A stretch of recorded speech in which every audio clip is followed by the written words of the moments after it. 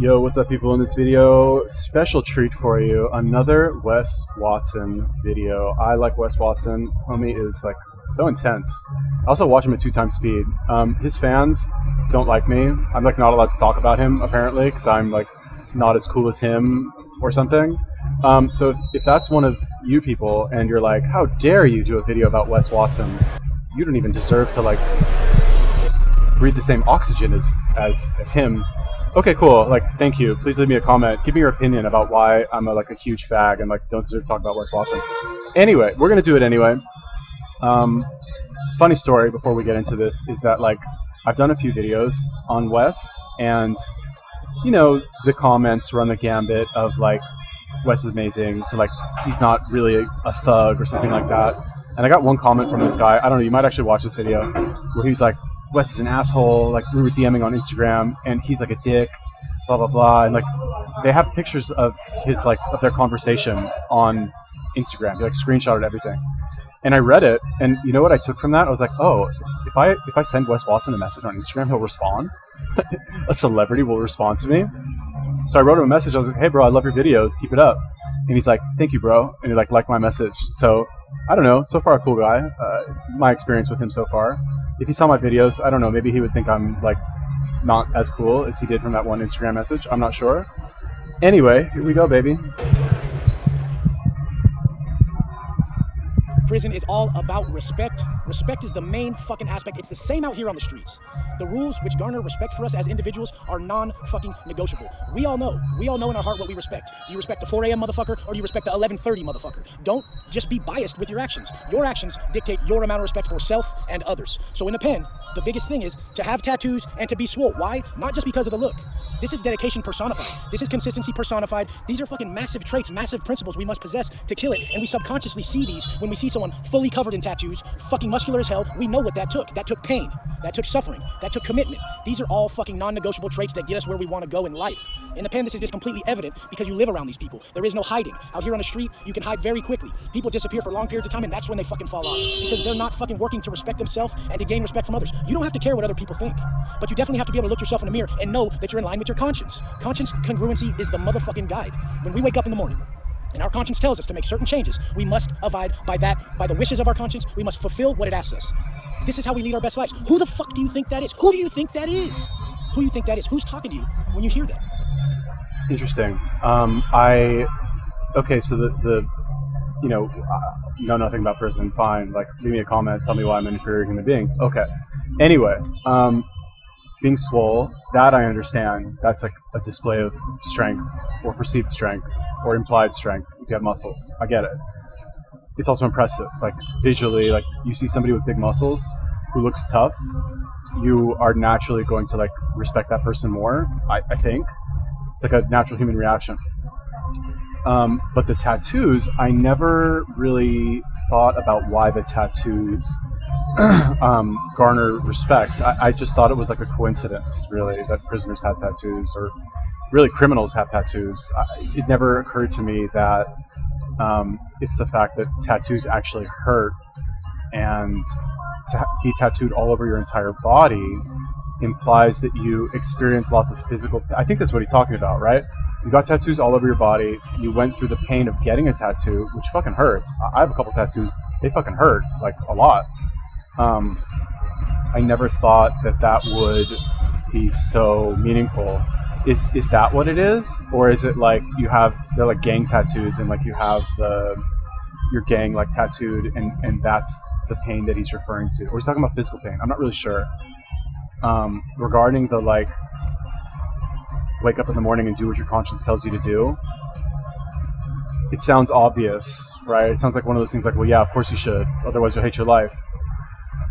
But for some reason, because I personally speaking, I wake up in the morning and I don't do everything my conscience tells me to do, but I do what I consider to be most of it. Like most of the day I am doing what my conscience tells me to do. 100% of the time, no, I'm not. I'm actually not, right? And those times where I don't do it is where I hate myself. I'm like, fuck, like I didn't do this, I should have done it.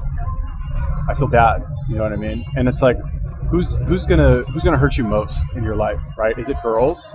Probably not, as a man, right? Is it like, or whatever, is it your romantic partner who's going to hurt you the most? Yeah, you give them power, you give them control over your life, they might hurt you. Are they going to hurt you the most? I don't think so, right? Is it your friends, people you trust that stab you in the back? Maybe.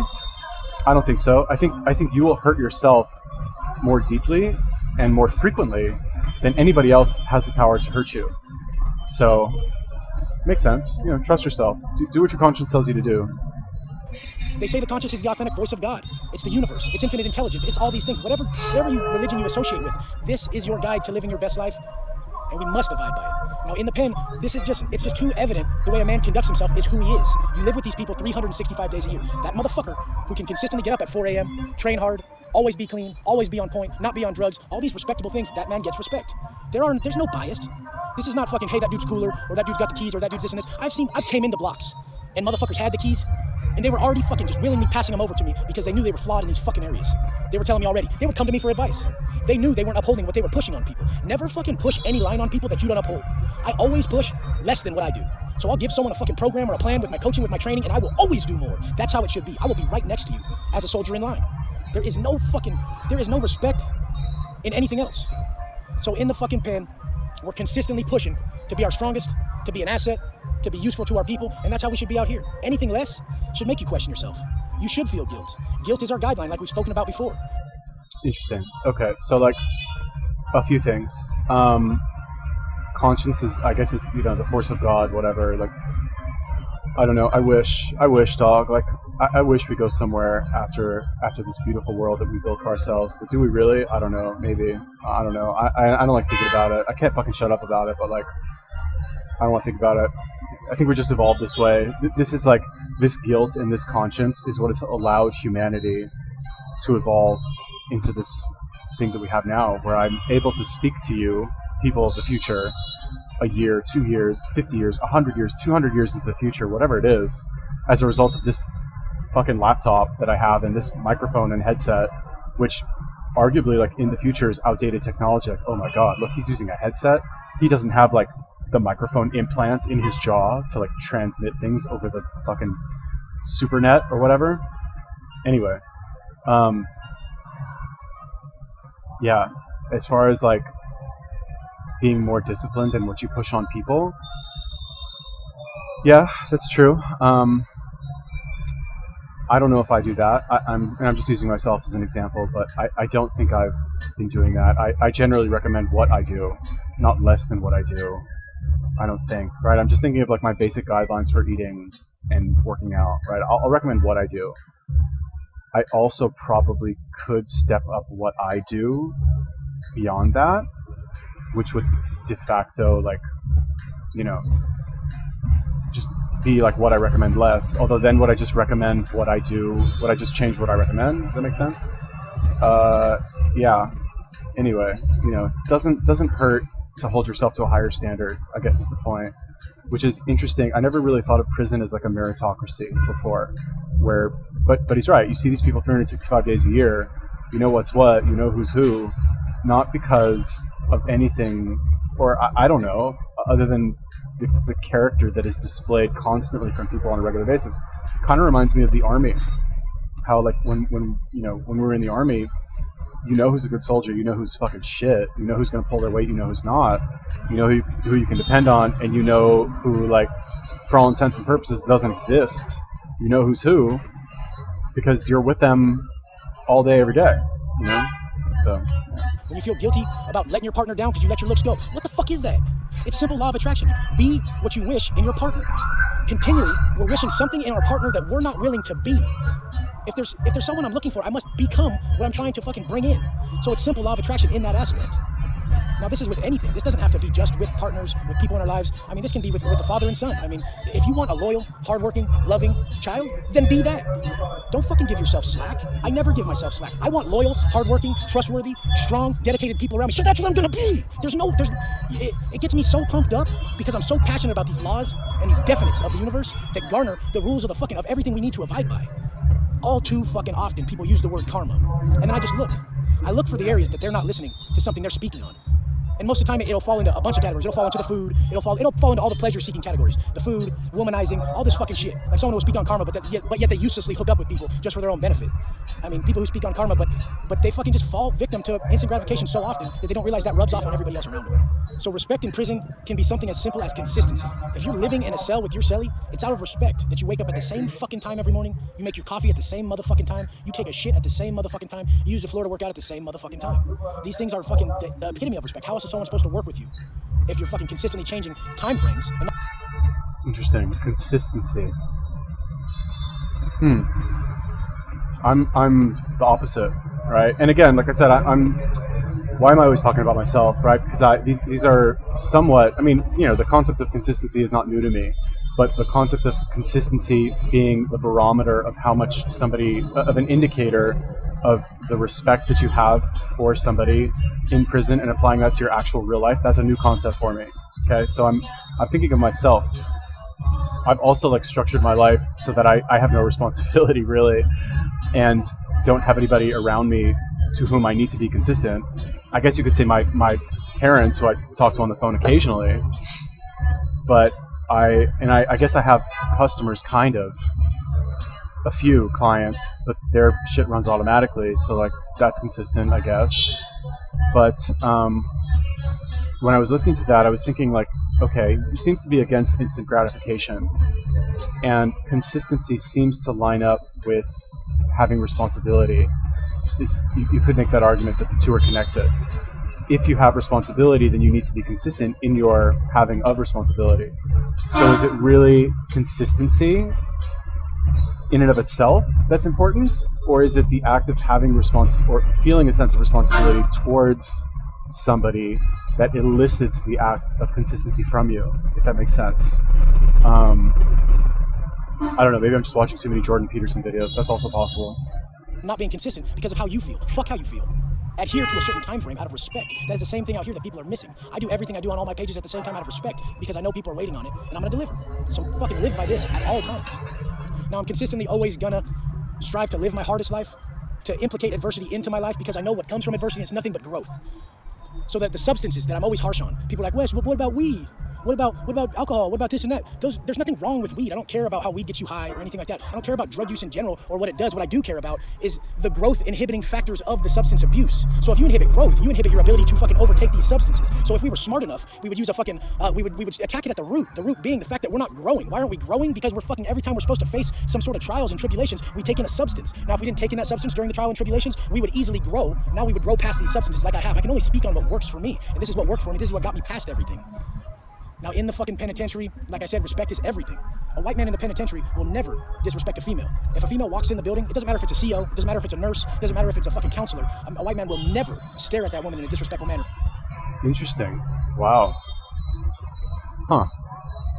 I had no idea. I didn't know. I'm not sure, like, why, really. I mean, I guess at the end of the day, in prison, everything is structured around self-preservation, right?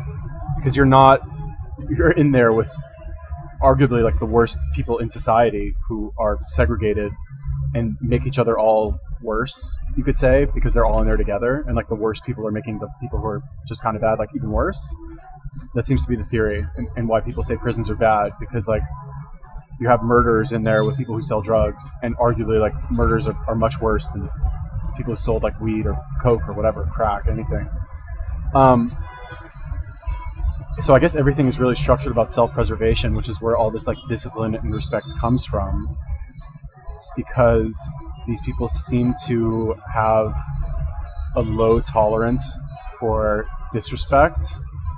Because I just think that, like, I don't know, it seems to be that this is just how it evolved, because if you're disorganized and disrespectful, you can just get your shit taken over like immediately. Really, it's like why does the military emphasize discipline and respect of the chain of command? Because if you didn't have that, then there would be chaos, and like how can you fight the enemy if you don't have command over your soldiers? They're not going to do what you tell them to do.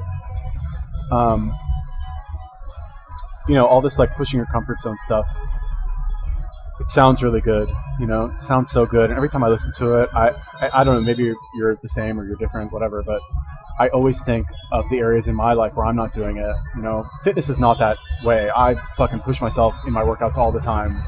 Really, I don't have that problem with fitness. I know a lot of people do, where they don't like to go to the word gym, or they push their comfort zone foods that they buy, and they just go back to the pleasure foods immediately. But I definitely have areas where I should push myself more, but it's just hard to.